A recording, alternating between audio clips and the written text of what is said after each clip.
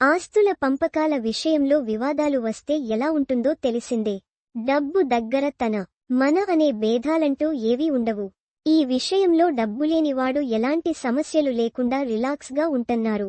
డబ్బు ఉంటేనే ఇలాంటి సమస్యలన్నీ తలెత్తుతంటాయి. పంపకాలు సవ్యంగా లేకపోతే రకరకాల వివాదాలు తెరపైకి వస్తుంటాయి. ఇటీవలే ఓ టాలీవుడ్ ఫ్యామిలీ ఈ విషయంలో ఎంతటి వివాదాలు తలెత్తాయో తెలిసిందే. తాజాగా మరో సెలబ్రిటీ కుటుంబం కూడా ఆస్తుల పంపకాలు పూర్తి చేసినట్లు తెలిసింది.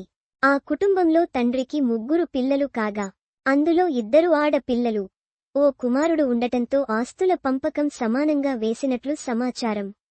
కుమార్తెలిద్దరికీ స్థిర, చర ఆస్తులు పంచేసినట్లు సమాచారం.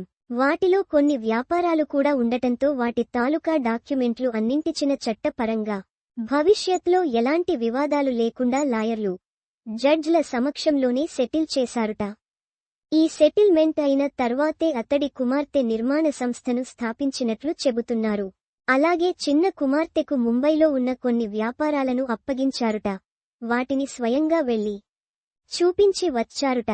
కంపెనీ లావాదేవీల వ్యవహారాలన్నింటినీ అప్పగించారుట. పెద్ద కుమార్తెతో సమానంగా ఈ పంపకాలు జరిగినట్లు సమాచారం. కుమారుడికి ఇప్పటి వరకు ఇవ్వాల్సిన వాటిని కూడా సెటిల్ చేసినట్లు సమాచారం.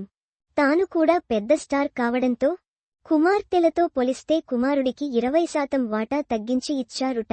తదనంతరం తండ్రి ఆస్తి కూడా కుమారుడికి వస్తుంది కాబట్టి ఇక్కడ కోత పడినట్లు తెలుస్తోంది. అంతా ఓ చోట కూర్చుని కుటుంబ సభ్యులు ఎలాంటి వివాదాలు లేకుండా లాయర్లు సమక్షంలోనే ఈ పంపకాలు జరిగినట్లు చెబుతున్నారు.